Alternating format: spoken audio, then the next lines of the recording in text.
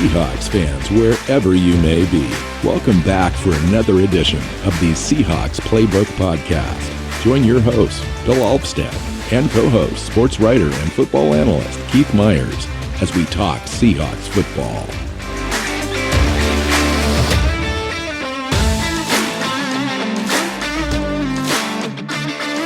Seahawks fans, welcome back to another edition of the Seahawks Playbook Podcast. I'm your host, Bill Alvstad, here with co-host Keith Myers. Good afternoon, Keith.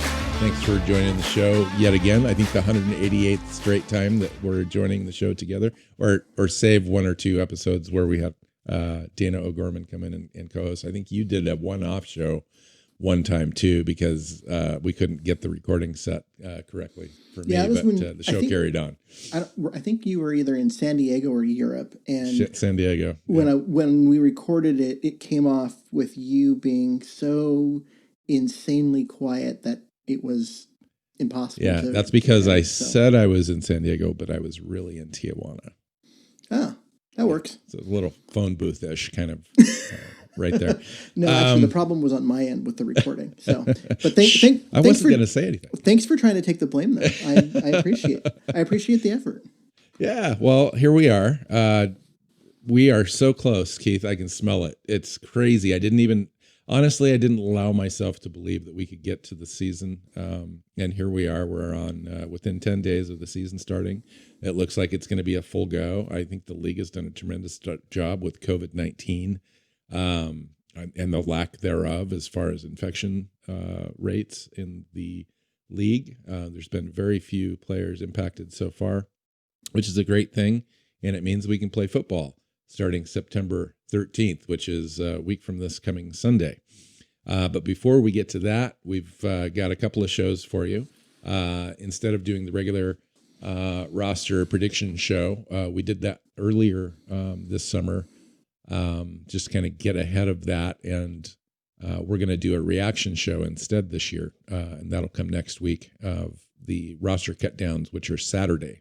Rosters need to go from 80-man roster to a 53-man roster as of 1 p.m. Pacific on Saturday. So we'll have reaction to that when we record next week. But this show is going to be a Seahawks regular season schedule prediction show. It's our fourth annual show that we get together on here, and we predict wins and losses for each game throughout the season. So we'll go through all of the Seahawks opponents for the year and jam in our win and loss totals in there and see where we end up. But first, before we start any of that, we've got a few transaction things going on. Keith, why don't you take that on and let us know what's going on? So it starts with the Seahawks signing wide receiver Josh Gordon, even though he has not been reinstated yet, which means he does not. He does not take a roster spot. He does not count against the cap. He is not anything other than tied to the Seahawks, and no one else can sign him if he does get reinstated.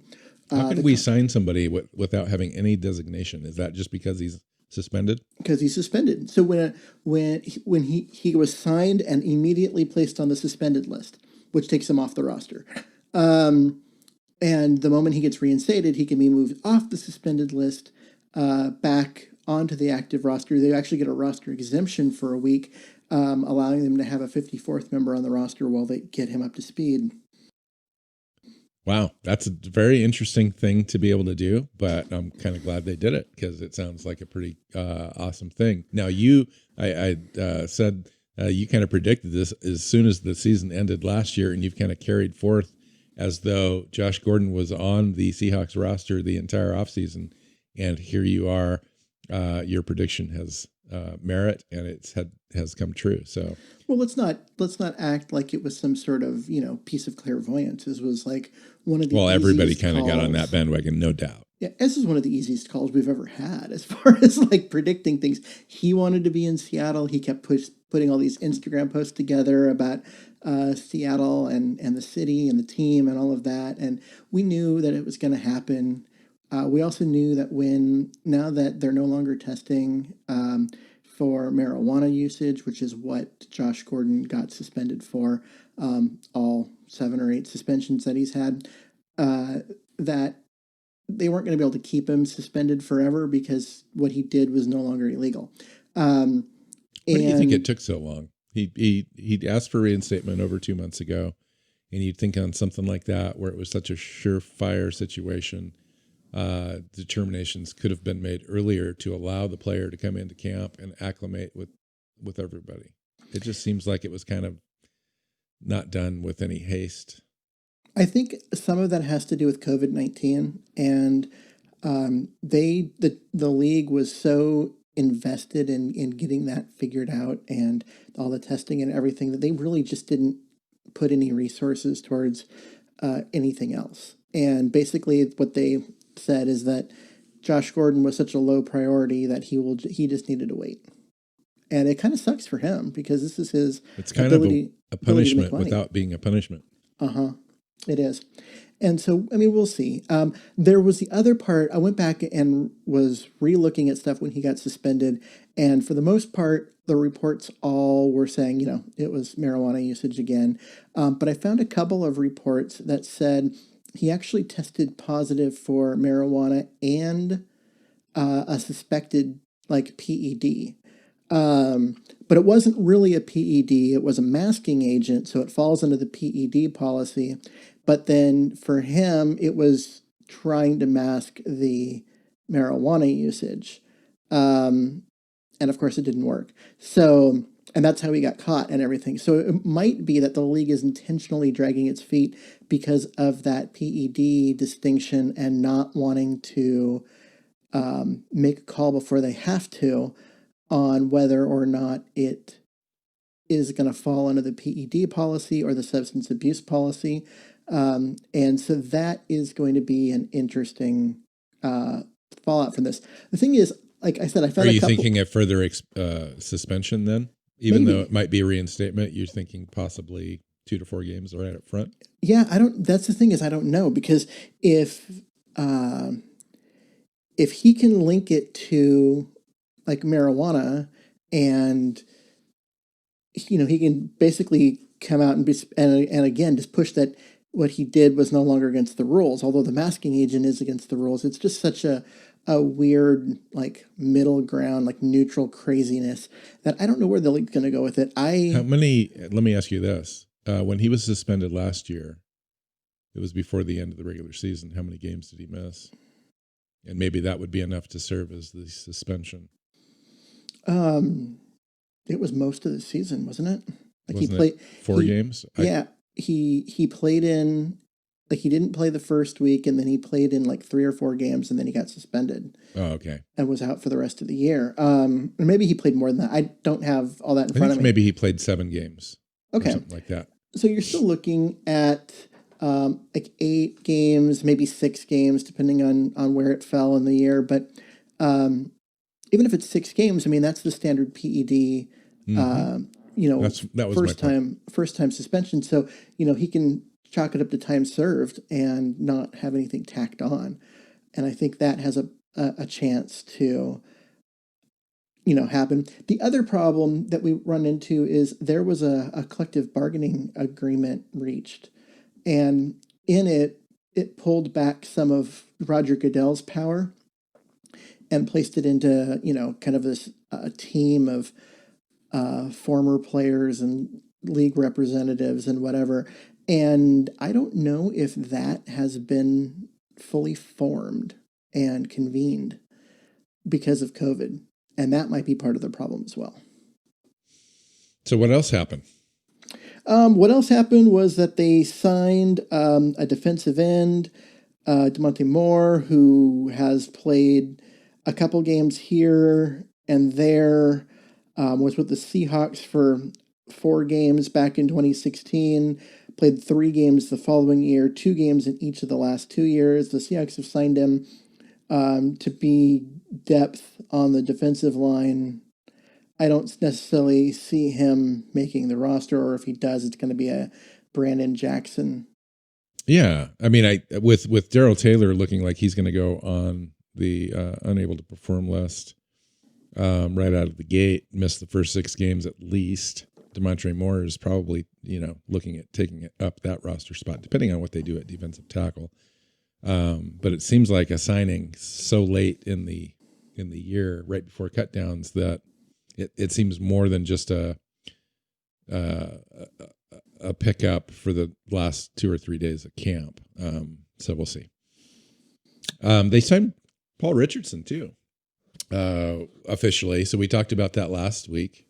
So let me ask you this: with the combined Paul Richardson, Josh Gordon situation, it seems like we don't have any more question marks at wide receiver as far as the top 5 are concerned. Mm-hmm. I think there's a little bit of discussion and talk out there about Philip Dorsett has a little bit of a foot issue. Apparently he's back to full health right now, back practicing with the team. So not sure if that carries over to cut down day and IR and all that kind of stuff. So you've got a roster of Tyler Lockett, DK Metcalf, Philip Dorsett, Josh Gordon, Paul Richardson, David Moore, John Ursua, Freddie Swain, obviously, they drafted. That's a pretty stacked room. And what do you do at the back end there? And you're missing someone who's actually been extremely Cody Thompson. Yeah, who's been productive in camp. He's been wowing people. But he got hurt, and then he just came back a couple days ago. I know, but what I'm saying, though, is this is a guy that in any other year, you would be like, okay, this is a guy who's earned a roster spot. He's fought. He did everything the team asked him to do. He performed in camp. He looked good. He made plays. You mean like the kid from Washington a few years ago? Yeah.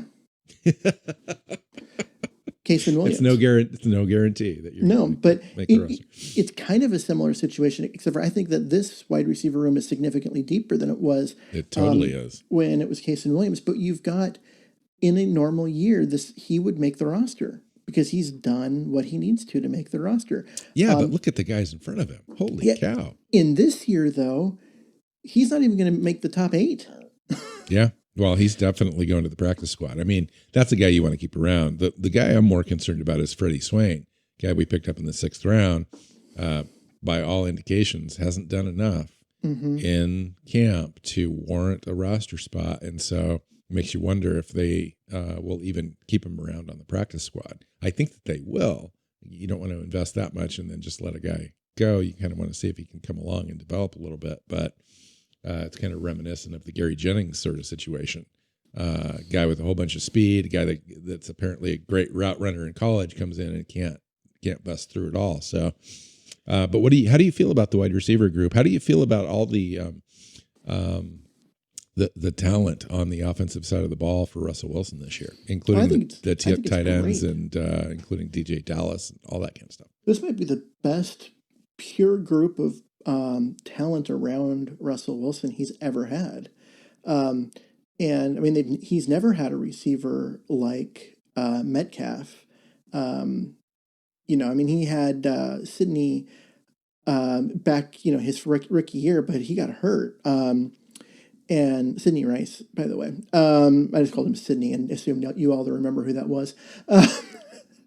But other than, a few games before that injury, that's the only, big wide receiver that he's played with. Everyone else has been either small, shifty guys like Baldwin, big, slow guys like David Moore, or small, very fast straight line guys like Lockett and Richardson. So the combination of big and fast is kind of new. And so having that and then having all the other pieces and just how good those other pieces are is... I mean, we're talking about Josh Gordon as being like the 4th or 5th best wide receiver in this group. And in the other group, he would probably be no worse than 3rd, possibly even the 2nd wide receiver in most rooms. Yeah, I'm excited. I mean, Tyler Lockett, DK Metcalf, right at the top, obviously. And then Paul Richardson, you've got to begin to wonder, like, what's going to happen with this group? Because you've got Dorsett sitting there and Richardson, they're kind of duplicates. They are. And then Josh Gordon and David Moore are kind of duplicates. And then you've got John Ursua. Of course, you've got the guys we talked about earlier. You add Aaron Fuller. Seth Dawkins was waived today, so we don't have to worry about that. Freddie Swain, Cody Thompson. I would say that Aaron Furler, Freddie Swain, Cody Thompson are probably practice squad guys, and they go ahead and keep 6 wide receivers this year. At least that's the way that I see it, and they did last year as well. So Yeah. I think six wide receivers at this point kind of feels like a given. Maybe even one of those 7. things where we don't. If Dorsett's on the roster and he doesn't go to IR for his foot, you've got Lockett, Metcalf, Dorsett, Richardson, Gordon, Moore, Ursua. That's 7. Mm-hmm. That's crazy. I don't think Moore makes the team if Gordon is activated. Yeah. That could be a week 2 thing or week 3 or who knows, right? Yeah. And so whenever Gordon gets activated, I think that's the end of the David Moore era, unless someone gets hurt and then there's a spot. There is an interesting dynamic there where Dorsett and Richardson are the same player, and what they do with that. Do they want 2 of that player on the roster? Does signing Richardson mean that Dorsett's going to lose his spot? I'm just putting the best guys on the roster. Yeah. And if that's Dorsett and Richardson and they double up, so be it, because just they're so cheap. You just take the talent and you worry about the playing time, how it washes out later on. And eventually there's probably going to be an injury or whatever. Or guys are ineffective and they need to step up. And we still don't know what we have in John Ursua. You've got a guy like Paul Richardson and Dorsett that can both play the slot if needed, as well as Lockett. So I think it's a great problem to have. But we didn't come here to talk about the roster, so we got to set it aside. I know. I mean, I'm looking at the roster because I made my own roster today and put it out on Twitter, and I'm looking at it, and all I want to do is talk about it. And so I just have to set it aside and bury it under some other paperwork, and we can talk about the actual season and start talking about opponents. We did this earlier in the year. We kind of went through the schedule when the schedule came out from the NFL, just as kind of an initial walkthrough. But this is actually where we're predicting wins and losses. So how did you want to kind of go through this, Keith? Let's just go through let's start at week 1 and just go through win-loss, and we'll talk about how and come up with a prediction. I have mine ready to go. And do you? Yeah. And you've got them all written down. You're not going to do this kind of as we go. No, I'm not doing this as we go. I've got it all ready. Although I have 2 games that I have 1 win and 1 loss, and I literally have arrows and said this can go either way. But I think they're going to win 1 and lose 1. And then there's a couple of games here where you could sway me one way or another, and I'm sure probably me to you as well. So let's go through it. Falcons, Atlanta Falcons on the road on the 13th of September starts the season for the Seahawks. It's a 10 a.m. game. Last year the Falcons were 7-9. There's really no indication that they're substantially better than 7-9 this year. Dan Quinn was certainly on the hot seat last year at 7-9. I think expectations were greater than that, but they just don't have the talent. They did pick up a few guys. I mean, they still have Matt Ryan, Julio Jones, Calvin Ridley. They got a new defensive coordinator this year, and we'll see if that helps take some of the pressure off Dan Quinn. I don't know. I mean, their roster, Seahawks have a better roster. I think that if you're really looking at their division as well, they're not going to win their division. And so it'll be really interesting because who knows what's going to happen in the first game. Like, are the Seahawks prepared? Are the Seahawks prepared to play games right now? That's part of the problem of the offseason, Keith, is we haven't really had an opportunity to look at our team, to look at our players, how everyone fits together. We're, literally word of mouth, passed around a campfire 14 times around in a circle. And by the time it gets to the 14th time around, it's a completely different story. That's kind of how I feel. I'm so lost for the first time in ages as we get ready to go. But here we are, and I've got it as a win on the road against the Falcons just because we're a better team. So week 1 is always much more chaotic and random than any other week because there isn't film. And so you see teams that end the year with a terrible record actually do well week one, and teams that end up, as a playoff team lose week one. And so it's very chaotic and with no preseason whatsoever and none of that. The Seahawks are on the road, early time slot at Atlanta. I have the Seahawks starting off with a loss, and I was hard to do, but I think this game could go in any direction simply because we literally don't know what to prep for as a team. You know what I mean? Like the Seahawks, what's the offense going to look? What's the defense going to look like? They jettisoned a whole bunch of players that were way underperforming on that defense before, replaced them with different guys. We don't know what the scheme's going to be exactly because they've got a new DC. How do you prep? And so I just went ahead and goes, you know what? Let's go ahead and call this one a loss and move on. Yeah, I mean, you made some great arguments, and they're absolutely true. Nobody knows anything. It's going to be one of those deals where teams just show up. I think in the end, talent wins. The Falcons have added 6 former first-round picks to their roster in 2020. Tight end Hayden Hurst, Charlie Harris, Todd Gurley, Dante Fowler, Deion Buchanan at safety, and Laquan Treadwell at wide receiver are all adds. They added cornerback A.J. Terrell. Marlon Davidson is going to be a really important figure in the middle for them. Matt Hennessy was a center that we both liked in the draft, and a few other guys. I just think they're going to be young on defense, and I don't think that they're going to be able to slow down the Seahawks. So I think the Seahawks scoring and moving the ball is going to be a given in this game, even though they have a new defensive coordinator. I just think that it's just going to be too much. I think Seattle's going to be ready, and that'll be tough for them. Now, us on defense, you need to figure out a way to get to Matt Ryan because he's a good quarterback. He's a guy that can make plays. He's very well studied. He knows his playbook inside and out, and has given Seattle issues and problems in the past, especially if we can't generate any pressure. I think pressure against the Falcons and Matt Ryan is going to be the key to this game. And I just think between our linebackers and a few blitz packages that we've probably got dialed up, and some of the new guys that we've got, Alton Robinson is going to be a key figure, I think, right out of the gate. I think that we're going to get some pressure. I don't know that we necessarily sack him because he's pretty good at evading sacks, but I think we disrupt the timing enough. And then the wild card, in fact, the wild card in almost every game that I have written down is Jamal Adams.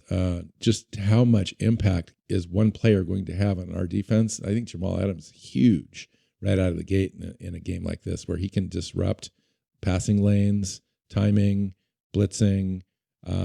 If he can't get a turnover himself, I think he's going to generate turnovers for other players, and I think we win this. So I got it for a win. So, all right.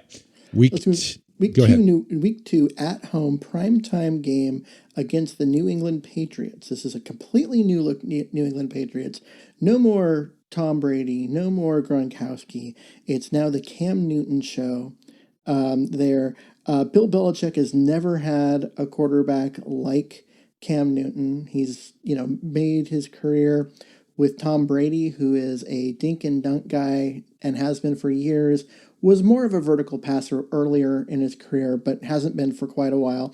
But now you got a guy who runs the ball really well. He can throw the ball deep. He's got a big arm, but he's not particularly accurate on short passes. How much can the offense completely change to fit Cam Newton's skill set? And how much is Belichick going to just expect Cam to be able to come in and do some of the Brady things that I don't think is a good fit for him? That's really what it comes down to me. And ultimately, I think they're in the middle of transitioning their personnel to get away from the dink and dunk Tom Brady years and move to a more dynamic offense, but they're not there yet. Yeah. Being at home, I have the Seahawks winning this game. Cam Newton's a transformational figure as a quarterback, and apparently all indications are that he's doing very well in camp for them. He's been appointed team captain. He's been appointed their starter. They're gonna build this team around Cam Newton. It looks like for at least the next few years. I mean, they only signed him for a short-term contract, but I think he's probably going to end up being around for a while. It sounds like. So that's good for them. The thing is, though, Cam Newton's never struck fear into me at all as a quarterback. Not with Carolina, now not with New England. Seattle's been able to kind of dictate terms with him. I think over the years he's had a few things open up, but more or less, he hasn't been such a clutch guy that I'm afraid of him. They've got some good pieces there, but a lot of young youth on that team. They made a lot of decisions as a ball club before Cam Newton came that told me that they were rebuilding. They lost Danny Shelton, Brady, obviously, Jamie Collins at linebacker is not there anymore. Kyle Van Noy, excellent linebacker. Ben Watson retired. Philip Dorsett, obviously, is now with the Seahawks. And they just signed some middle tier kind of free agents, and they didn't really go big in free agency at all. So they didn't replace any of those guys. And then in the draft, they had Kyle Duggar at safety, Josh Uche, who we both liked as defensive end, and Fernand Jenkins at linebacker, Ossie at tight end, Dalton Keene at tight end. But those guys are young, unproven, don't really add anything this year, I don't think. And so for me, it's a win. It's at home. Seahawks, I don't know how much that's going to make a difference this year. With no people. Fans. Yeah, no fans. It's going to be weird.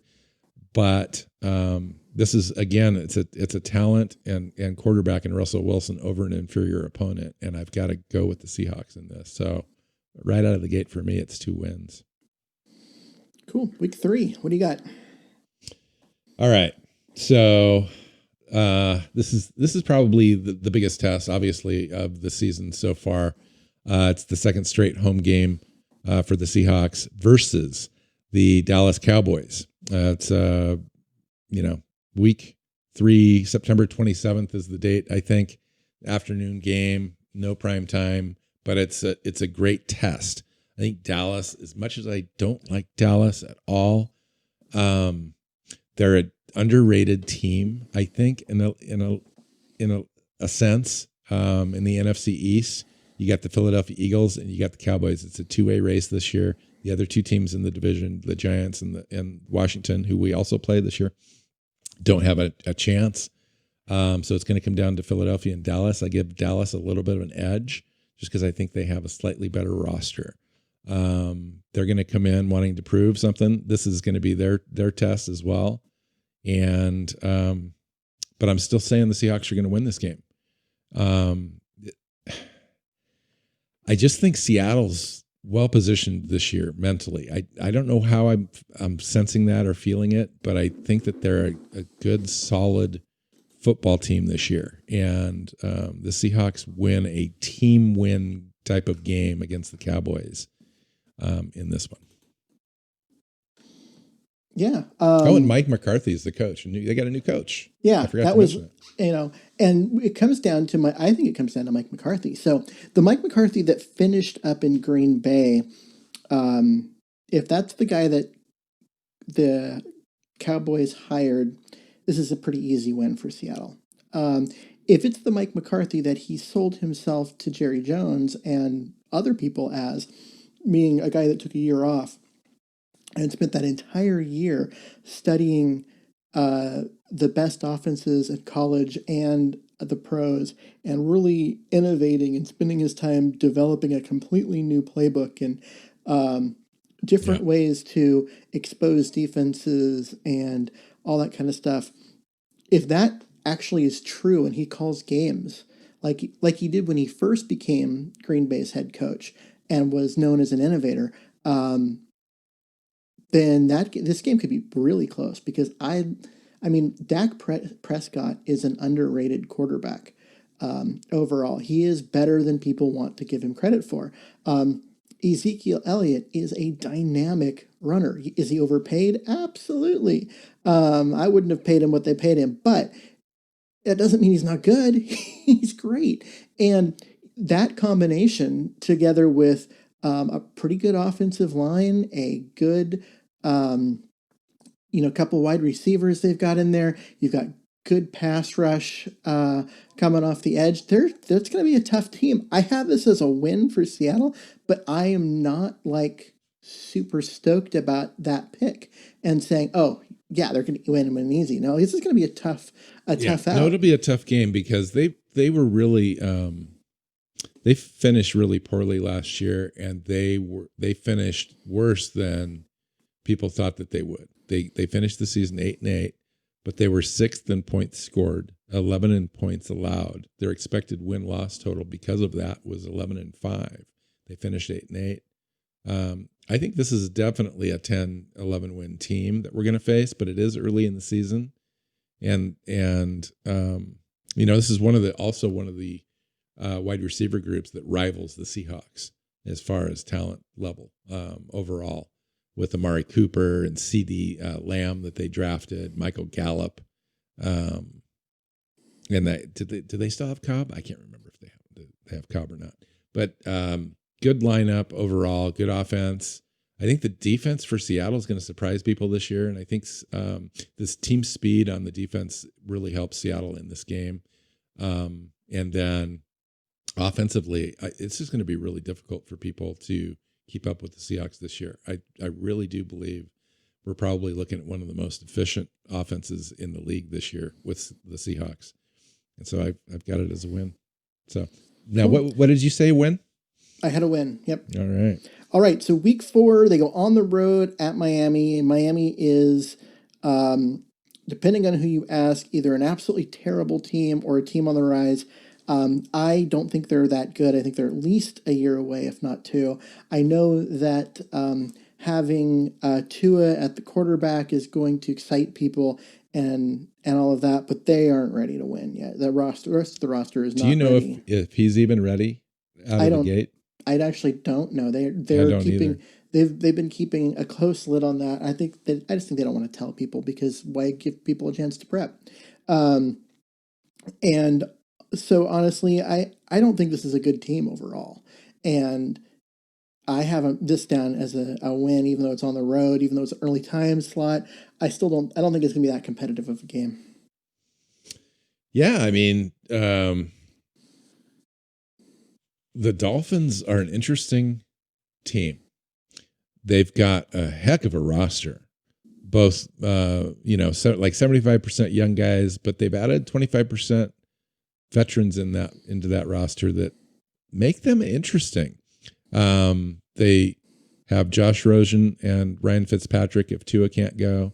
They've got Jordan Howard that came in, and Matt Breida, who's a super fast running back. Devontae Parker at wide receiver. They signed Eric Flowers to be an offensive lineman for them. Byron Jones at corner is one of the best corners. I already talked about Kyle Van Noy, linebacker from New England. He joined them. Jordan Howard at linebacker. Emmanuel Agba at running back as well. Shaq Lawson, defensive end. And they had a heck of a draft. They had they had quite a few different draft picks, and like 10 draft picks. And Raquan Davis is supposed to be having a tremendous camp at defensive tackle. Curtis Weaver, their defensive end, they really like. They got Austin Jackson, the offensive tackle, at 18th overall. Robert Hunt, one of the best guys that we like together. Their roster is no joke, but I get what you said right at the top. You said they're just not ready. And it's kind of reminds me of the Cardinals last year. They started to get their roster together. They got their quarterback, and it's going to take them a while to pull that all together. And I think it's the same thing with the Dolphins. They're just not ready for prime time, but I think they will be probably next year. So yeah, I have it as a win. I think they're a year away. I think, there's some nice pieces there, but I don't think the pieces all fit together real well. They've got some players that are better suited for a 3-4, playing next to guys that are better suited for a 4-3. They still have some roster manipulations that need done to make that team, as you said, ready for prime time. I think they're better than they have been, which is not hard to do, but that doesn't mean they're but doesn't mean that they're ready. So Yeah, it's hard to go from, a 3 or 4 win team to a 9-win team in 1 year, even with all the new pieces that they got. It's just really difficult to do. All right, so we move on to the Vikings at Seahawks in the Week 5 battle in the NFC. 2 teams are probably going to be there at the end, along with the Saints and the 49ers. You got the Seahawks, the Vikings, and the Packers. And I think the Vikings are going to be there. It's a primetime game, Keith, NBC game, 5:20 in the afternoon. The Vikings are the team that has the 15 draft picks. Justin Jefferson's completely underrated wide receiver, but is he ready to go? Jeff Gladney, corner, Ezra Cleveland. They just had a ton of guys. I mean, they drafted for volume for sure. And they had a good offseason too. The best move of their offseason happened a couple of days ago. Yeah, absolutely. Yannick, they traded a 2nd round pick and a future 5th, depending on how it washes out. That's a great deal for them. It's going to replace Everson Griffin for them. It's good. They were 8th in points scored last year, 5th in points allowed. They were 10-6. Their expected wins were 11 plus. This is a tough one for me because Mike Zimmer, the Seahawks have had the Vikings number. No matter what kind of talent roster that the Vikings have put on the field, it seems like the Seahawks have been just a little better all the time. And again, for me, it's the same this year. I think the Seahawks are just a little bit better. This comes in as kind of a premier game early in the season, and it's the prime time, and we know what the Seahawks like to do in prime time, and that's win. And Pete Carroll does it again against the Vikings, and I have it down as the 5th straight win to open the season. Wow, that's optimistic. I have them just down as a loss. I think that the Vikings are good where they need to be good to really make Seattle's life hard, and that's the defensive line is, especially with Yannick now there, that's a team that can get after the passer, and when those guys come off the field because they need a rest, the rookies and stuff that are going to come on for playing time, those guys can get after the passer. Wilson's going to be running for his life. This is going to be probably one of his toughest games, and unfortunately, I don't like our offensive coaching staff's ability to adapt to those kind of situations. And so Minnesota's just gotten better. They were good last year. They've gotten significantly better. Who's quarterback? Yeah, I know. I was avoiding that I was avoiding the Kirk Cousins discussion on purpose because it doesn't fit the narrative I was trying to display there.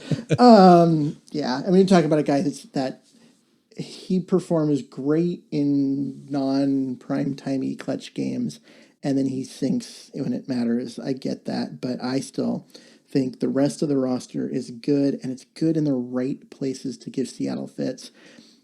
And honestly, I didn't want to do what you did, and that's just go, oh yeah, they're going to open 5-0. So yeah, I get it.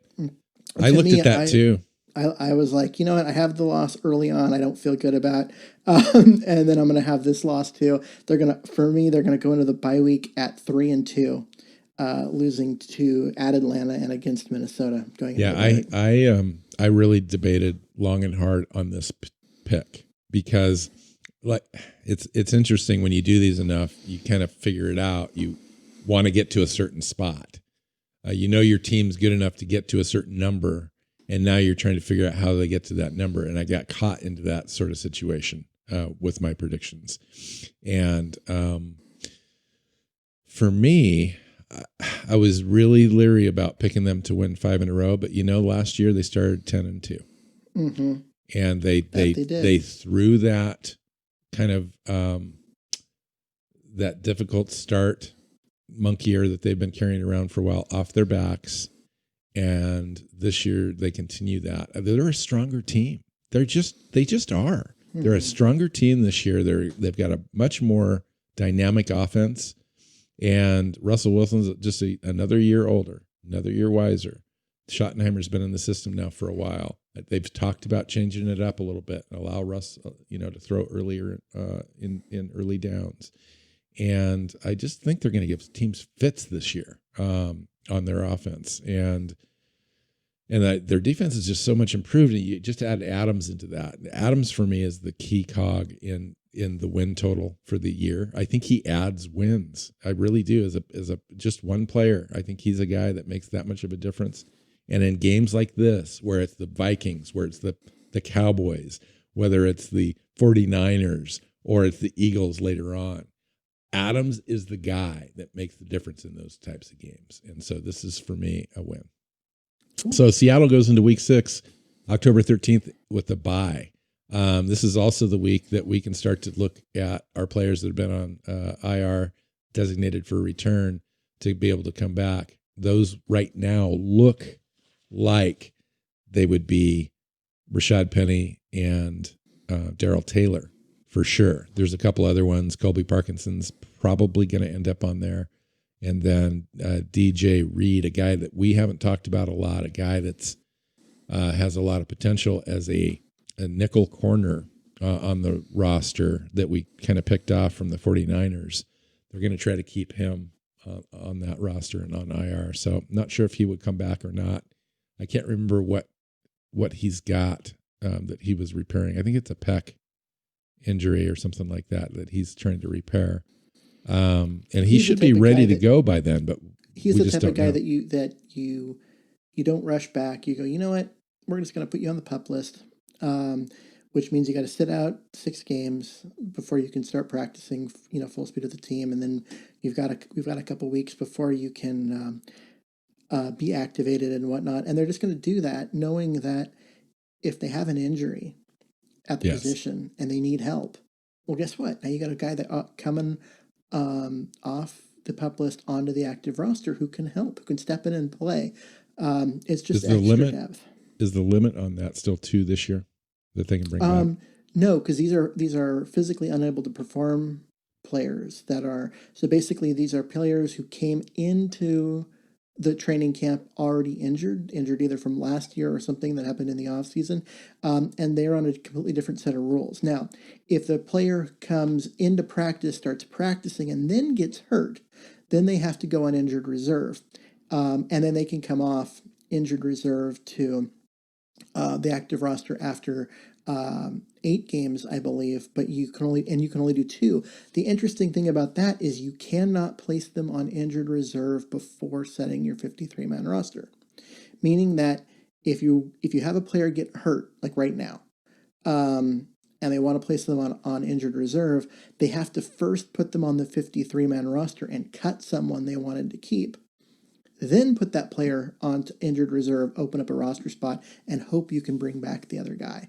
The Seahawks did that last year. Geno Smith was the guy that they cut. Didn't have a backup quarterback for a couple of days, got a couple guys onto injured reserve, and then brought Geno back to be the backup quarterback. And that was all, agreed upon with him and his agent and everything. And don't they need to do that with DJ Reed? Because isn't it likely that the 49ers want to get him back because they wanted him to go on their reserve list after he was cut with his injury designation?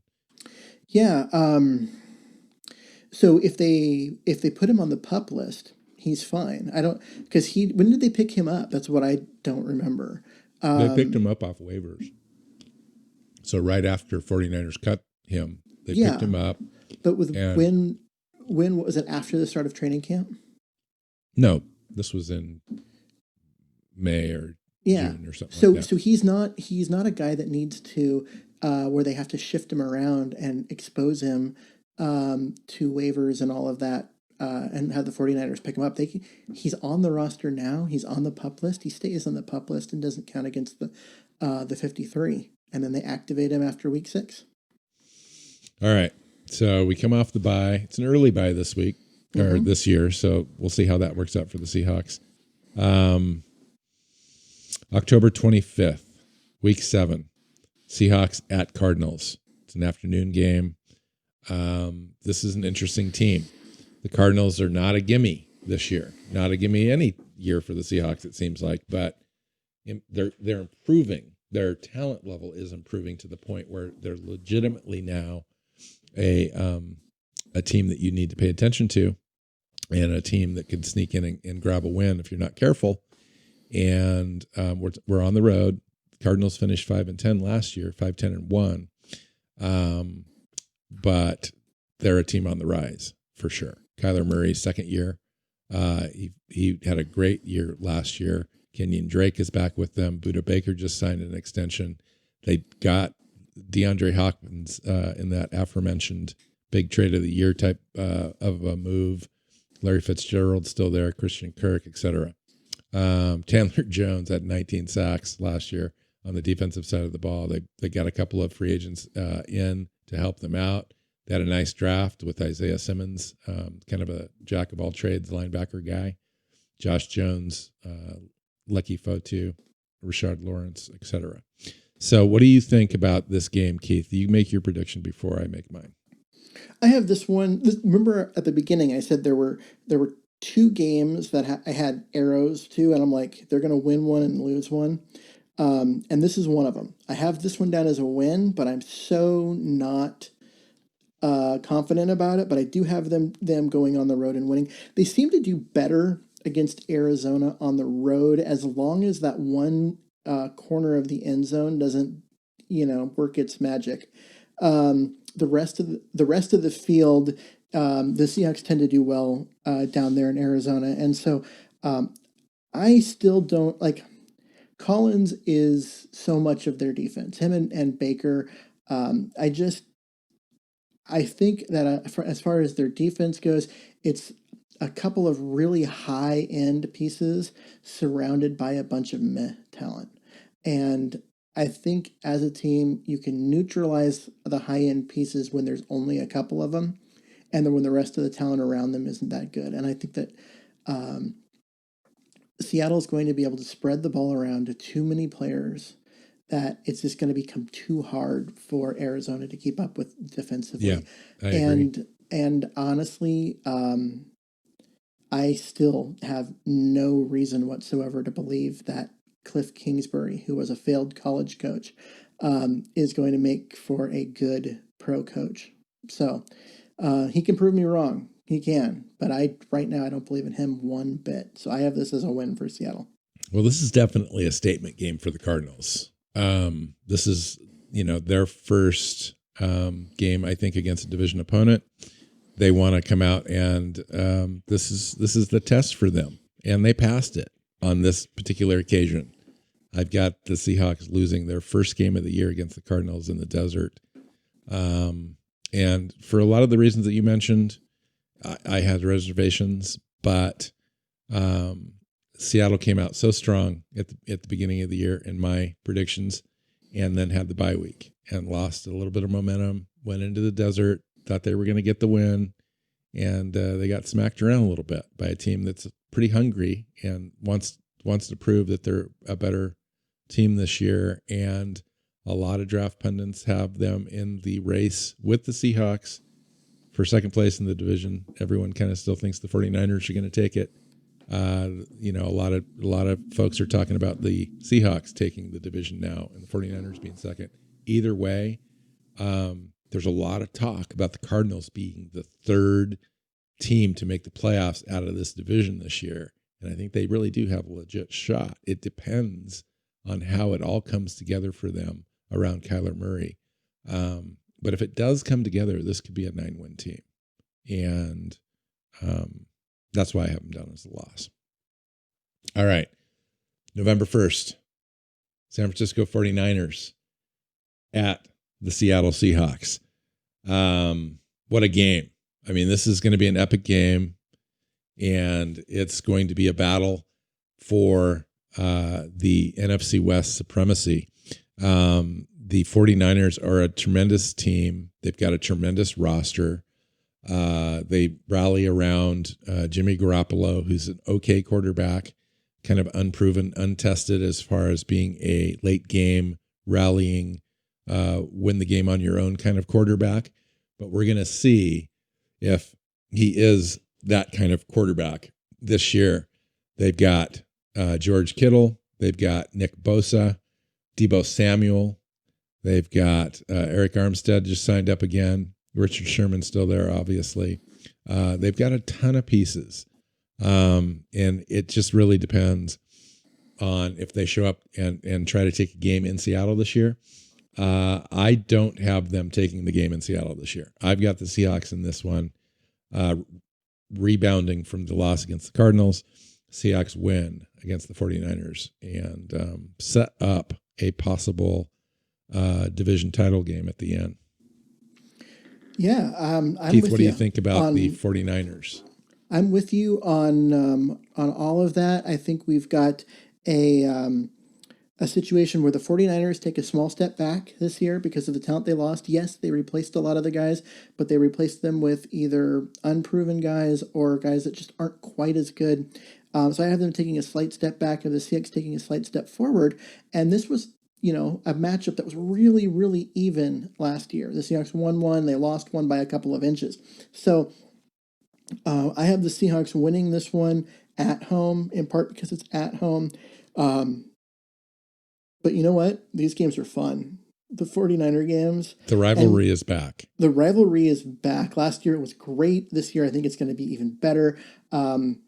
And Jamal Adams against the 49ers, Keith. What? Yeah.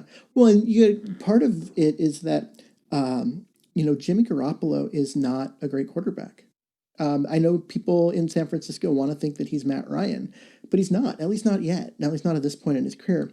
And so when you add such a dynamic defender that flies around and is not where, he would normally be predictably, and now you've got this, below average or average guy, assuming that he is where he should be. That's how you end up with a guy that gets like 2-3 interceptions in a game. I could see Adams just really taking it to the 49ers and making this one a lot of fun in Seattle. And so that's why I have Seattle winning this one. Sweet. What's the next one, Keith? So the next one is the other game of the two that pointed back and forth, and I'm like, I don't know. It's at Buffalo. It's on the road. It's an early game. The Buffalo roster is stacked. Everything that you said about the Miami roster is more true about Buffalo's. It's a better roster. The difference is while Miami has hope in Tua at quarterback, Buffalo's got Josh Allen. And, this is kind of like when Blake Bortles was piloting the Jacksonville Jaguars to the AFC title game type of team. Great team. Do you know that the Buffalo Bills haven't won the division since 1995? Isn't that crazy? Haven't won since 1995. It's been 12 years. Yeah, but since somebody other than the New England Patriots has won this division. Which is a testament to the Patriots and how good they've been as an organization, but it's also a testament to how awful that division is. Absolutely. Miami has been terrible. The Jets have been terrible. Bills have mostly been terrible. The Patriots get to walk into the playoffs with 11, 12 wins every year because they play in the worst division in football. Miami's starting to turn around. The Patriots taking a step back, and Buffalo they've quietly put together a really, really nice roster. I have this one as a loss. I don't feel great about that, but I also didn't feel great about the win at Arizona 2 weeks earlier. And so that's why I'm like, I think they take one out of those two games. I have them winning in Arizona, losing in Buffalo. You could swap that. But I have this one as a loss. It's funny. I have them losing both of those games for basically the same reasons that you just listed. If this game wasn't in Buffalo, I would have it as a win because I think Seattle's offense is going to be tremendous and kind of trumps the Buffalo Bills defense. The Buffalo Bills defense is really good, really solid. Their whole entire team is based on that defense. Their offense is kind of a supplement to that defense as far as kind of keeping them in games, getting by with doing just enough to make the score in your favor. And let's see what kind of year Josh Allen has and who he has it with, and then we'll see. But for right now, looking at it early in the year, I've got it down as a loss as well. Yeah. I'd much rather play the game when they play it in, it's early November. Than later in the year in like mid to late December or early January. Right. At Absolutely. Buffalo. Absolutely. No, that is favorable. Yes. But at the same time, I would kind of wish this game was in early October, because then, even the chance of bad weather it's just mitigated a little bit, but we'll see. So this is the first time we faced the Rams in the year. Seahawks at Rams, November 15th, week 10. It's an afternoon game. It's the first time the Seattle will be in the new stadium in Los Angeles, which apparently is all that and then a bag of chips. Sean McVay is still there. He's still like the wonder kid as far as being the coach that everyone wanted. But I think people have figured him out a little bit. Their offense has changed. They've jettisoned some players. Jared Goff's still bad. I do like a couple of the tools that they do have. They picked up Cam Akers in the draft. We both like Cam Akers as a running back in the middle rounds. Mm-hmm. So I think that should help them because I think he's going to be more consistent and more productive than Todd Gurley was in the last couple of years that he was there. Cooper Kupp, one of my favorite receivers coming out of school. I can't believe the Seahawks passed on him. Of course, everyone else did too. Robert Woods, Van Jefferson, Josh Reynolds. They also have Darrell Henderson at running back as well. So their offense is still pretty decent. Their offensive line is porous.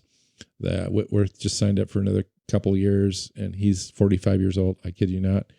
And we'll see. But on defense, they're not a very good defensive team, and they lost talent. So not only were they not a very good defensive team before this year, they let some talent go in free agency and didn't get anything really back. So I'm going to say Seahawks on the road take this game pretty easily, actually.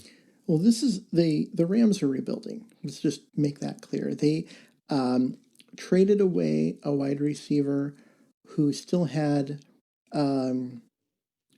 enough guaranteed money and big enough signing bonus that he actually counted more against the cap to not be on the roster than if he had stayed. And that would be Brandon Cooks, who was probably their second best receiver, definitely their best deep threat last year. And he is no longer there. They lost players up and down the defense. They jettisoned Todd Gurley, even though I know that he only has one leg and that knee is just trashed at this point.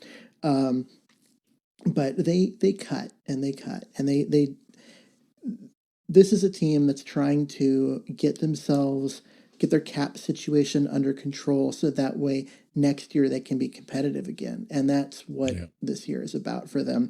But still with Jared Goff, I think they really need, there's no way to let him go contractually until the year 2023. Yeah.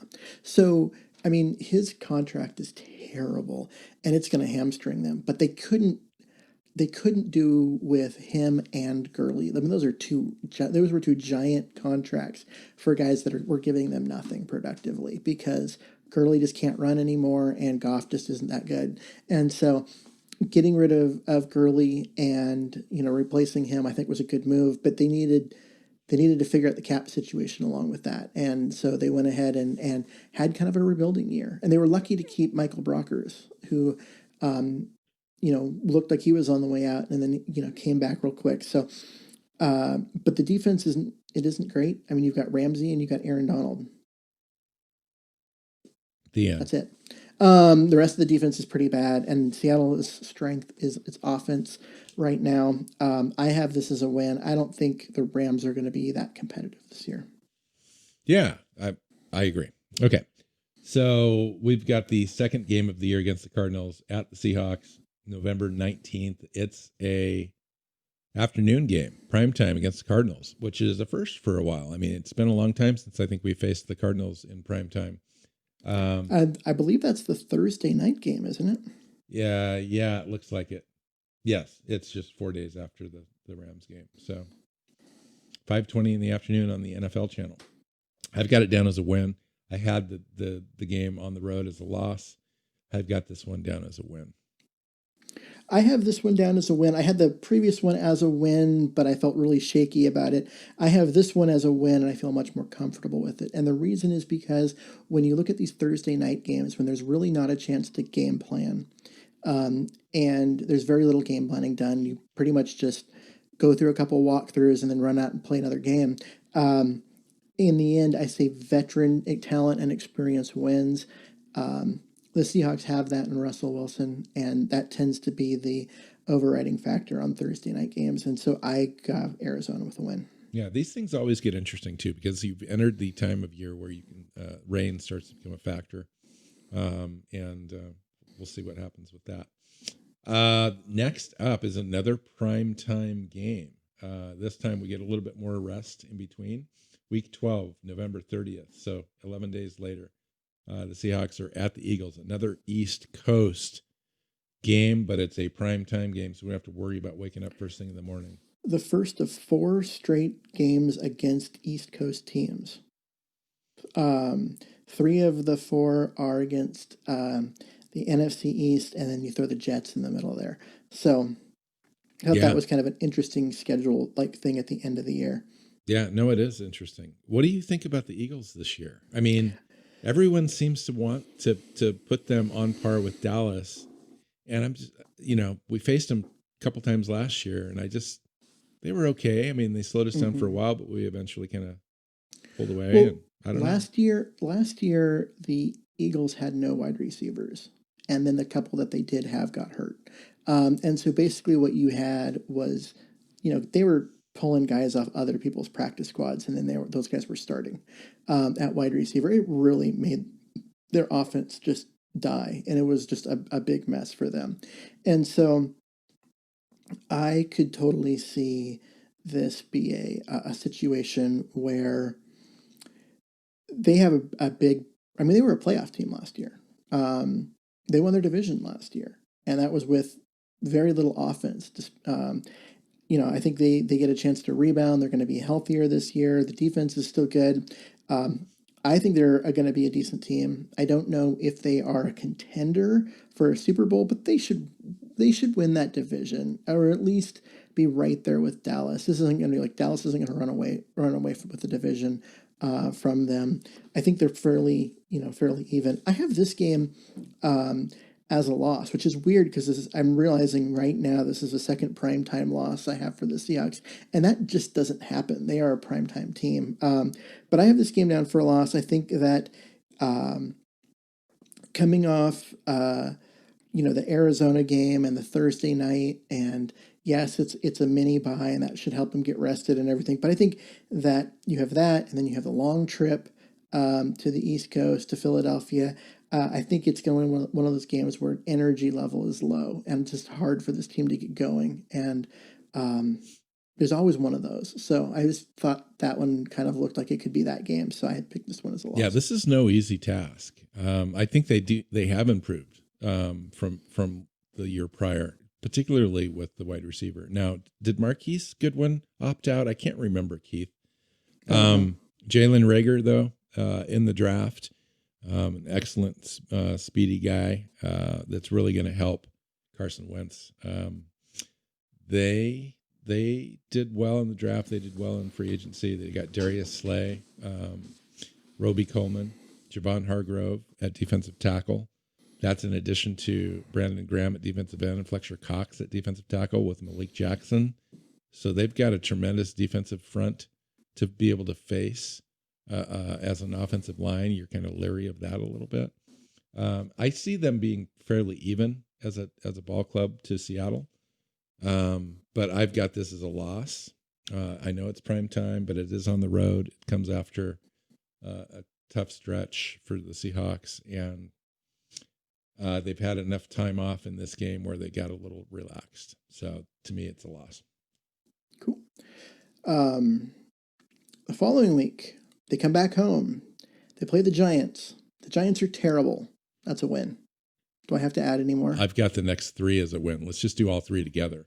The next game, they're the Jets. The Jets are terrible. That's going to be a win. The following week, they go in on the road to Washington. Washington's worse than the Giants and the Jets. They are terrible. That's a win.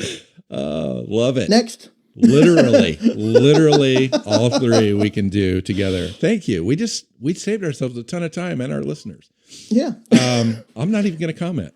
So, and so now we get to the final 2 weeks Yes. of the year, both against division. They play at home against the Rams to start that off. Who do you got? What do you got going on there? Okay, I am going to comment really quick. The Jets at Seahawks game is a late afternoon game, 5:20 p.m. That game could, in fact, flex out. I only say that because the Jets are awful, and at that time of the year, they may not get that in prime time. So, the Rams at the Seahawks, interesting. This is a letdown game for me after 3 easy peasy wins, right? And nothing in the NFL is easy, but this is as easy as you get, a 3-game stretch for the Seahawks. At this point in the year, I only had the Seahawks with 3 losses up until this point, up until this moment. And so this was a letdown game for me. And the Rams come in and sneak one at home. I hate this. I hate it. But it's one of those games, like you mentioned earlier, that can happen to a team each year. And this is the one that I've got. It's December 27th. Everyone's fat and happy from Christmas. Rams come in, sneak one against the Seahawks, and I've got it as a loss. I have this as a win. The Seahawks are the better team. It's at home. And I think that at this point, they're looking at the following week, San Francisco. That is going to be a winner-take-all game for the division. But the Seahawks need a win to force that to happen. If they lose that game, For me, I was already they're there. out. For you had to force it. For me, we're already at that moment. Yeah. Yeah. So for you, that game didn't matter. They were going to lose correct. and still have a play-in game or a division clinching game. For me, I felt like they needed to win to keep that alive because San Francisco is going to be right there. So they get that win against the Rams. That's what keeps their focus and stops them from having the letdown game. Otherwise, you're right. That has the potential to be a trap game. So here we are. We've made it to the last game of the year, January 3rd. If everything goes correctly, we can have 16 games with COVID, and we get to this point, week 17, Seahawks at the 49ers. This is not a home game. This is in Santa Clara. This is a huge game. This is a game that's probably going to get flexed because right now it's not on national TV. But I'm telling you, I know. But I'm telling you right now that this game will be a nationally televised game because fans will demand it. This is the best rivalry in the NFL, and this game proves it. This game goes up back and forth down to the wire all the way, and guess who comes up big? Jamal Adams. Jamal Adams is the difference maker in a game like this. It's a big game, the biggest game of his career so far, and he comes up big, and so does Russell Wilson and the rest of the gang, and we win it on the road to take the division at 12-4. Well, when you play for the Jets and then you leave and actually go to a good team, every game is bigger than any other game you've had in your career. That's what playing for the Jets does for you. But yes, this game's huge. And I looked at this game and I had them beating San Francisco at home early with Adams being the difference maker there. I think in this game on the road, it's going to feel like last year where it's going to come down to the end. And last year, the Seahawks came up a few inches short, and that's how close it was, because you never count Russell Wilson out. But I was looking at this, and I go, I can see Seattle losing this game, because it's on the road, it's down there. Absolutely. And it's, by then, we may have fans in the seats, and I could just see this being one of those games where the two teams just wear each other out over 4 quarters, and then it just come down to the end. And I see this. Who do you put your money on? You know, Russell Wilson or Jimmy Garoppolo? It's not just those two guys. To me, it's who do I put my money on? Jamal Adams or Richard Sherman? Wow. because I think it comes down to a defensive player making a play. And honestly, as much as I love Adams and I think he's dynamic, Oh, Richard Sherman will leave his mark on this rivalry from the 49ers point of view. oh, He left it on it from Seattle's point of Keith. view multiple times. He'll No. leave it on he'll make his mark as a 49er. I hate it, but I have it down for a loss for the Seahawks, and Seattle dropping to 11-5 and ending up as a wild card team to the 12-4 49ers. Wow, that's devastating right there. That is not good news.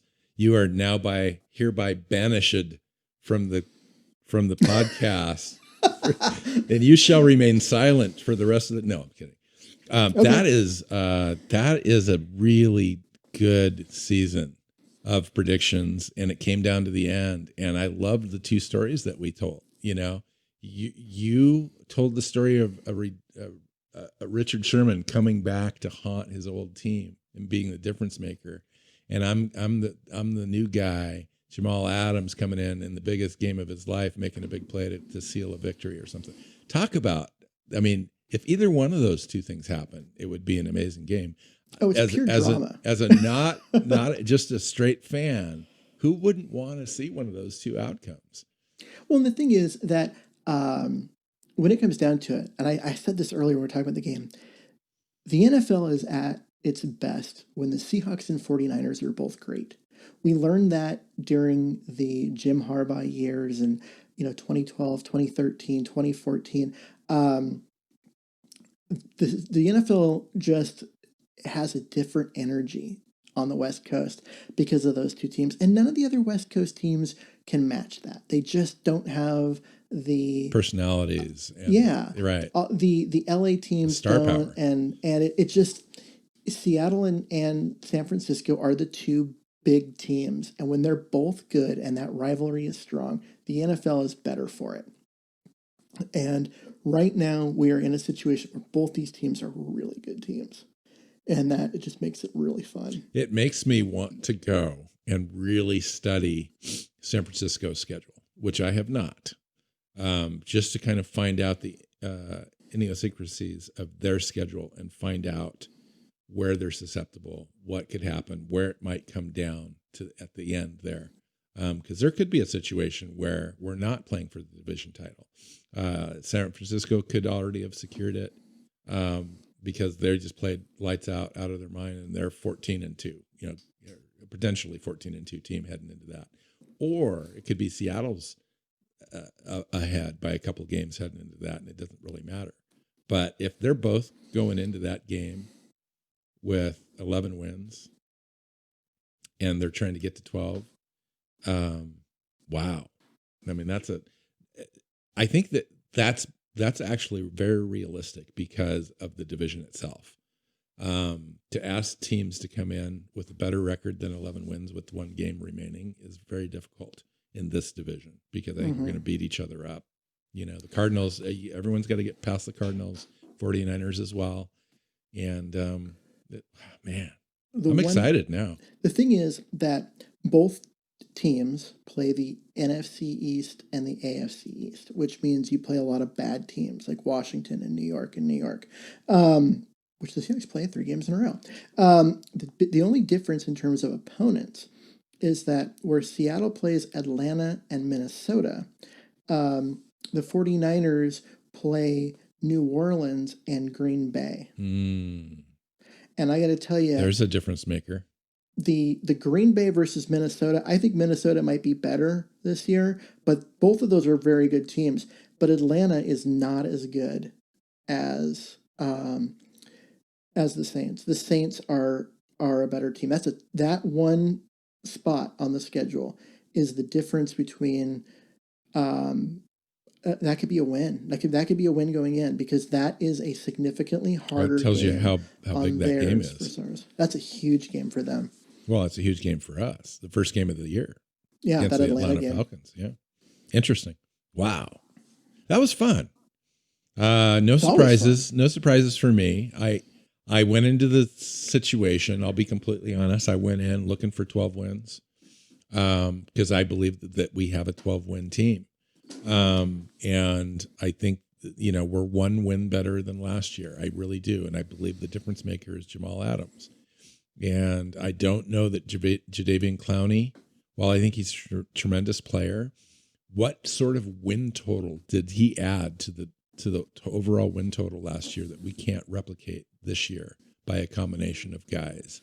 And I just don't see it. But I do believe that Adams is a transformational football player who definitely adds at least a win, if not maybe 2 wins to a team's overall win total. And so to get to 12-4 wasn't that big of a stretch for me, going from 11-5. Now, I will say this. Last year we had 10 one-score games that we won. It's hard to replicate that. There's 2 arguments you can make. One is we can't replicate that, and we really lucked out, and we won more games than we probably should have last year, and therefore will be worse this year because it'll come back to normal.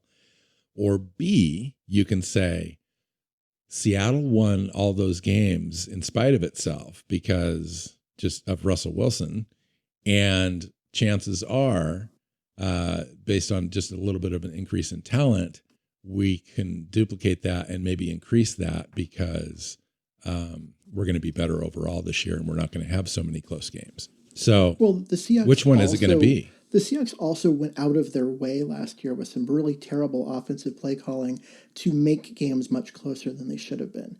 And our defense sucked, though, Keith. It did at times, but there were multiple games where they just absolutely were not trying to score points early in the games. They were trying to shorten the game and run out the clock, and they weren't really trying to drive down the field and score points. And if they, people will say, "Oh, that can't be true." Go back and look at the play calling. You don't run inside zone on 3rd and 8 if you're trying to get a first down. No, you're setting up a punt. And they did that over and over and over again in some games. And so they artificially kept games close that shouldn't have been close. They were the better team. And because they have Russell Wilson, it didn't bite them. I mean, how many times did we come on the show last year after games and say, what is going on with the team? Why do we always make Russell Wilson play hero ball to bail us out? And over again, he's able to. But can that keep going, like in perpetuity? And I don't know that it can. I mean, it's not. It doesn't seem like a sustainable model. Mm-hmm. But we have. And I don't want to get into a Pete Carroll conversation because I love Pete Carroll as a coach, and I wouldn't want any other coach right now. But he plays a certain brand of football that's conservative in those sorts of situations where we do play for punts, we do play for field position, we flip the field, we put it on our defense, even if our defense hasn't warranted it to that point in a game to put the onus on them to make a stop. Here we are again and again facing the same sort of situation. Does that change at all this year? It sounds like it's going to. They're talking about putting the ball in Russell Wilson's hands more early in games. Pete Carroll basically came out and said that this team, the offense was significantly better in the fourth quarter when they kind of let the reins go and let Wilson be Wilson. There's been some acknowledgement from the coaching staff. There's some personnel nods in this roster that show that they are leaning in that direction. Yeah, and then for them to Shell at right tackle is, I think, a great example of it. He is a guy that is a better pass blocker than a run blocker. And if they're going to go stick the right tackle out there who's known for being a pass blocker and not a run blocker, that to me tells they're planning on having situations where that pass blocking on that edge is going to be more important than it was last year. And Russell Wilson isn't getting any younger. He just isn't. He's going to be 32 this year, 33, right? Yeah, he's probably got another 4 or 5 years, including counting this one, of prime. And then the team better be ready to win with Wilson, not because of Wilson, because guys don't last forever. I mean, you look at what the Saints have done with Drew Brees. They've altered their offense. They've gone to they've added more runs, they've added more things. They're asking him to do a little less at this stage in his career because he's older. He's just not, he's not a guy who's 35. He's a guy who's like 42. And so, actually, I don't know how old he is, but he's older. And so they have moved away from expecting him to do everything. And it's helped. It's extended his career. It's extended their streak of contention. And the Seahawks have a couple years left of Wilson in his prime, but they're going to have to make that transition at some point. Interesting. So we get to talk about how we feel about the roster next week. Yeah, we do. We started out today's show kind of in that direction. It'll be interesting to see if they make any further moves. Jadeveon Clowney's still out there. We haven't talked purposefully about Jadeveon Clowney for a long time. There was a report today about him that now that training camps are over and we're getting close to 53s, he's more interested in signing. And so I've read a report where it's just between us and the Titans. And that they're both looking at very similar deals. And it's kind of why wouldn't you come here based on Seattle's roster and based on Pete Carroll and based on your relationships you built last year? Unless those relationships weren't as strong as reported. No, there's another part to it, and that would be that the Titans play in the same division as the Texans, which were the team that drafted him first overall and then promptly, kind of blamed him for some of their woes along the way and let him be the scapegoat in fans' eyes and didn't really defend him, didn't want to pay him. And that's why they traded him, right? And to be able to go back and play against the Texans, and especially if he could come in, make a couple difference making plays in that rivalry game, and be the reason why the Titans win the division instead of the Texans, that has a lot of appeal. I can see that being a thing. I also could see him coming back to Seattle. In fact, if I was to put odds on it, as long as it's only those two teams and we don't have a dark horse team coming in at the last second, I would say it's probably 65-35 that he ends up in Seattle. We shall see. I mean, if he comes in, Green goes back to a reserve role, rotation role. LJ Collier has very little playing time unless he plays backup 3-tech exclusively behind Jaron Reed. So it does alter the roster a little bit. How would a Jadeveon Clowney, and I don't want to spend too much time on this, but how does a Jadeveon Clowney signing to this existing roster impact our ability to get to like 12 wins and home field advantage and a decent shot at the Super Bowl? Well, the one weakness on this roster, I mean, people will say the offensive line because it's an unknown, but I think it's vastly improved from last year.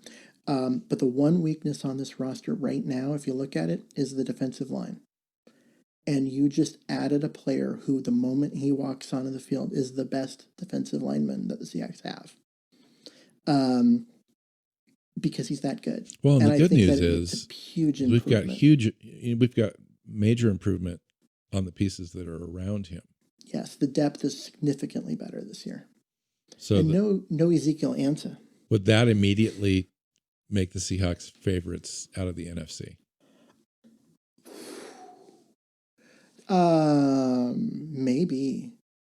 Because right now... is it the 49ers, the New Orleans Saints, and the Seahawks, and who else out of Minnesota. The NFC? Minnesota and the Packers. The Packers were 12 wins last year. Yeah. I mean, they kind of won the same way that Seattle won. A lot of close games and all that kind of stuff. But yeah, they also had a really easy schedule last year. They did, to right. Get there. So exactly. They felt like a kind of a pretender team for most of last year. But then, they kept winning. So I would say, yeah, I mean, you've got 5 teams. And it's the same five teams right now, even without Clowney, right? It's Seattle, San Francisco, New Orleans, the Packers, and the Vikings. Those are the 5 teams. How about Dallas and Philadelphia? I don't put them at the same level. Gotcha. They're gonna get into the playoffs because they play in a really weak division. How about the Buccaneers? Everyone's talking about the Buccaneers this year. I don't care. I definitely think that they're behind the Saints, but they could get a wild card spot. Yeah, I think they're behind Atlanta. Wow. Everyone's talking about him because Tom Brady. But what they don't realize is look at Tom Brady last year. He wasn't good. The team won in spite of Brady last year. He showed his age for the first time ever. He reached that quarterback cliff and really, really struggled. I don't think he has anything left in the tank. I would have to really take a hard look at the Bucs roster. But Bruce Arians is a good, solid coach who gets a lot out of his players. I just don't know. I mean, I just don't know enough about him. He got a lot out of his players at times in Arizona, and he also... I've just seen them in a lot of top 10 lists this year, preseason. And almost all of it has to do with Brady. You just add Brady in, so people are like, "Oh, they're a top 10 team." Yeah, I'm not doing that. I mean, I don't buy Tom it. Brady right now is maybe the 10th to 15th best quarterback in the league. I mean, he's no longer in the top 5 conversation. I don't think he's in the top half of the league. Oh, I think he is because he's competent. He's not going to lose games for you. He still has the quick release. That's really hard to defend. Yeah, but his accuracy, which is what he made his living on for almost his entire career, just disappeared on him last year. He was throwing the ball all over the place. And that's why he's not back in New England. Yep. Because Belichick realized that he could get that level of production. Maybe not the leadership and the, all of that, but the same production out of anybody. So they let him go. So this week we get to find out what happens to Anthony Gordon. What happens to Rashad Penny? Is he on the injured list? Darrell Taylor hasn't played it down yet, and now people are talking about him wasting his entire rookie season.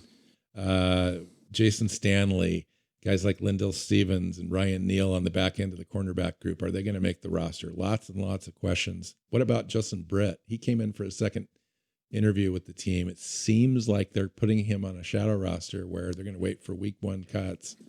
Maybe BJ Finney's not long for this roster, and Justin Britt comes in, takes over the starting role, and Ethan Posick's the reserve again. Who knows? I mean, why would they be so serious about Justin Britt if BJ Finney wasn't a complete disaster? Yeah, I've heard, we talked about it for the last couple shows, but I keep hearing the team being very disappointed in Finney and his inability to make the right reads during the run game. Like, because it's zone blocking, so it's all these rules. If this guy lands up over this shoulder, if he's there, you release on the third step. There's all these different things that you've got to know. And I keep hearing that he is just not getting it because they didn't use that. They didn't use that system in Pittsburgh. They had a very different system there. And so although his tape is really good, like you have to be able to block the right guy at the right time. And that's the part that he's struggling with. And there's just not enough of an offseason to make sure that he has enough reps. And so that's been a struggle. And that's why Ethan Posick looks like he's going to be the starter more and more. It looks Justin like he's going to be the starter. Britt is now got a bunk bed in the VMAC. Yeah, he's waiting. Yeah, so let's find out. We'll come back next week. I don't know what time we're going to record in the week, but maybe earlier this next week. So, all right. So we're going to wrap it up. You can find Keith on Twitter at Myers NFL. I'm at NW Seahawk. The show is at Hawks Playbook on Twitter. Seahawksplaybook.com is where you can find all the shows. You can look us up on the web. You can find us on nearly every single podcast app. I think we're trying to get on iHeartRadio at some point, and I think that might be one of the last. Stitcher and iHeart. I think they're the last 2 remaining major platforms that we're not on. But we were on Stitcher for a little bit, and then for some reason they stopped carrying us. And I've tried to look into why, and I don't know. They don't like you. They don't like me. I think they like you. You're fine. It's me. Yeah, it is you. I mean, honestly, it's me. I know it is. All right. I love you, man. So we'll talk next week. Yeah. All right. Go Hawks. Go Hawks. Seahawks Playbook Podcast listeners, thanks for joining us for another edition of the show. You can find us on Twitter. Bill is at NW Seahawk. Keith is at Myers NFL. And the show is at Hawks Playbook. You can listen and subscribe to the show at SeahawksPlaybook.com.